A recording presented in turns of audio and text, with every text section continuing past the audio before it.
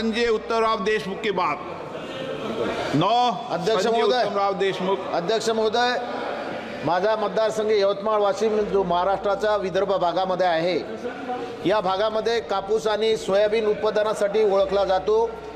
हे जिल्हे शेती क्षेत्रात महत्त्वाचे योगदान देत असले तरी शेतकऱ्याची स्थिती फार बिकट आहे। यवतमाळ जे आत्महत्याची राजधानी ठरली आहे असे सांगताना मन हेलावून जाते। 2001 पासून ते 2024 पर्यंत साधारणतः यवतमाळ जिल्ह्यामध्ये 6000 शेतकऱ्यांची आत्महत्या झाली।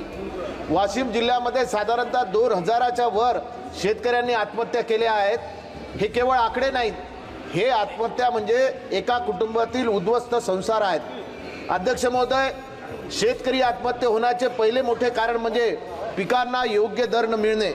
3 वर्षापूर्वी कापसाला 10,000 रुपये प्रति क्विंटल कापसाला भाव होता, सोयाबीनला 8,000 रुपये क्विंटल भाव होता, परंतु आज 7,000 रुपयांनी कापूस कोणी घ्यायला तयार नाही। सोयाबीनला सुद्धा 4,000 रुपयांनी कोणी घ्यायला तयार नाही।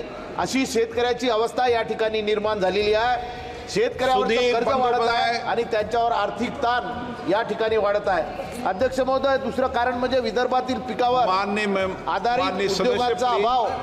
विदर्भ आणि कापसाचा मोठा उत्पादक आहे, पण येथे कापूस प्रक्रिया उद्योग नाहीत, कापसाला योग्य बाजारपेठ उपलब्ध होत नाही, त्यामुळे शेतकऱ्यांच्या या उत्पादनाला